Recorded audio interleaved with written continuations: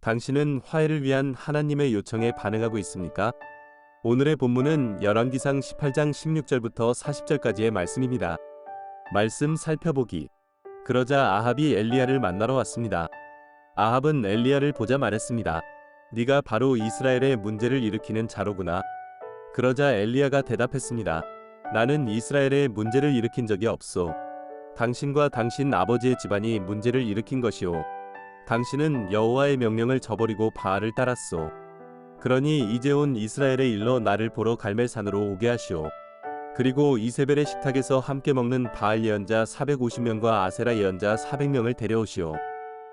그리하여 아합은 온 이스라엘 자손들을 불러 모으고 그 예언자들을 갈멜산에 모이도록 했습니다. 엘리야가 온 백성들 앞에 나가 말했습니다. 너희가 이 둘 사이에서 얼마나 더 머뭇거리겠느냐? 여호와가 하나님이시면 여호와를 따르라. 그러나 바알이 하나님이면 바알을 따르라. 그러나 백성들은 한마디 대꾸도 하지 않았습니다. 그러자 엘리야가 백성들에게 말했습니다. 여호와의 예언자는 나 혼자만 남았다. 그러나 바알의 예언자는 450명이나 된다. 우리에게 소 2마리를 가져와라. 저들에게 하나를 골라 각을 떠서 나뭇가지 위에 올리게 하되 불은 붙이지 말라. 나도 다른 하나를 준비해 나뭇가지 위에 올리고 불은 붙이지 않을 것이다. 그러고 나서 너희는 너희 신들의 이름을 부르라. 나는 여호와의 이름을 부를 것이다. 불로 대답하는 신, 그가 바로 하나님이시다. 그러자 온 백성들이 말했습니다. 당신의 말이 좋습니다. 엘리야가 바알의 예언자들에게 말했습니다. 너희의 수가 많으니 먼저 너희가 소 1마리를 골라 준비하라. 너희 신이 이름을 부르고 불은 붙이지 말라. 그리하여 그들은 소 1마리를 가져다가 준비했습니다. 그러고는 아침부터 정오까지 바알의 이름을 불렀습니다. 바알이여, 우리에게 대답해 주십시오. 그러나 아무 소리도 없었고 아무도 응답하지 않았습니다. 그러자 바알 예언자들은 자기들이 만든 제단 주위를 돌며 뛰었습니다. 정오가 되자 엘리야가 바알 예언자들을 비웃으며 말했습니다. 더 큰 소리로 하라. 그가 신인이 아마 깊은 생각에 빠졌거나 너무 바쁘거나 여행을 떠났나 보다. 어쩌면 자고 있을지 모르니 깨워야 되지 않나 싶다. 그러자 그들은 더 큰 소리를 질러대며 자기들의 관습대로 피가 흘러나오기까지 칼과 창으로 자기 몸을 찔러 상하게 했습니다. 정오가 지나고 저녁 곡식 제사를 드릴 때까지 바알 예언자들은 계속 미친 듯이 날뛰었습니다. 그러나 아무 대답이 없었고 아무 소리도 없었고 그 누구도 돌아보지 않았습니다. 그러자 엘리야가 온 백성들에게 말했습니다. 내게 가까이 오라. 그들이 다 그에게로 가까이 오자 엘리야는 부서진 여호와의 제단을 고쳤습니다.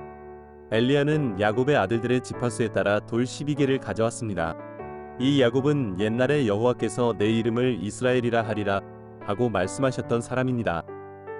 엘리야는 그 돌들을 가지고 여호와의 이름으로 제단을 세우고 제단 주위에 이 세아 정도의 실을 담을 만한 구덩이를 팠습니다. 그러고 나서 엘리야는 제단 위에 나뭇가지를 쌓아놓고 소 1마리를 각으로 떠서 나뭇가지 위에 올려놓고 말했습니다. 4개의 항아리에 물을 가득 채워 번제물과 나뭇가지들 위에 부으라. 그가 또 말했습니다. 다시 한번 하라. 그러자 사람들이 다시 그렇게 했습니다. 그가 명령했습니다. 다시 한번 더 하라. 그러자 사람들이 3번째로 그렇게 했습니다. 물이 제단 위로 흐르고 구덩이에도 물이 가득 찼습니다. 저녁 곡식 제사를 드릴 시간이 되자 예언자 엘리야가 제단 가까이 나와서 말했습니다. 아브라함과 이삭과 이스라엘의 하나님 여호와여, 주께서 이스라엘의 하나님이 되시는 것과 제가 주의 종이며 이 모든 일을 주의 명령으로 했음을 오늘 알려주십시오. 여호와여, 내게 응답해 주십시오. 오 여호와여, 응답하셔서 주는 여호와 하나님이시며 주께서 그들의 마음을 돌이키게 하시는 분임을 이 백성들이 알게 해 주십시오. 그러자 여호와의 불이 내려와 번제물과 나뭇가지와 돌과 흙을 태웠고 구덩이에 고인 물마저 다 말려 버렸습니다. 온 백성들이 이것을 보자 엎드려 소리쳤습니다. 여호와, 그분이 하나님이시다. 여호와, 그분이 하나님이시다. 그러자 엘리야가 백성들에게 명령했습니다. 바알 예언자들을 붙잡으라. 한 명도 도망치지 못하게 하라. 그들은 바알 예언자들을 붙잡았습니다. 엘리야는 바알 예언자들을 기손 골짜기로 데려가 그곳에서 죽였습니다. 오늘의 탑 32절의 두 세아는 약 15.2리터입니다. 엘리야는 번제물과 나뭇가지들 위에 물 45.6리터를 부었습니다. 29절과 36절의 저녁 곡식 제사를 드릴 시간은 해가 진 직후의 시간입니다. 이스라엘에서는 해가 지면서 하루가 시작됩니다. 이것이 하루의 첫 시간이요 민족적인 기도 시간입니다. 이 시간에 행하는 기도는 모세 때부터 계속되어 온 전통입니다. 말씀 이해하기. 오늘의 본문은 하나님의 종 엘리야와 바알과 아세라의 예언자가 갈멜산에서 시합하는 내용입니다. 이 일은 하나님과 바알 중 어느 신이 참신인지를 백성에게 보여주기 위한 것입니다. 하나님은 이미 바알과의 시합에서 승리하셨습니다. 하나님께서 비를 내리지 않겠다고 선언하자 비를 내리는 신으로 알려진 바알은 3년 동안 비를 내리지 못했기 때문입니다. 그럼에도 아합 왕과 북이스라엘 백성은 회개하지도 하나님께 돌아오지도 않았습니다. 오히려 하나님의 예언자들을 잡아 죽이고 스스로 기근의 해결책을 찾으려 할 뿐입니다. 그런데도 하나님은 아합에게 엘리야를 보내 비를 주시겠다고 선언합니다.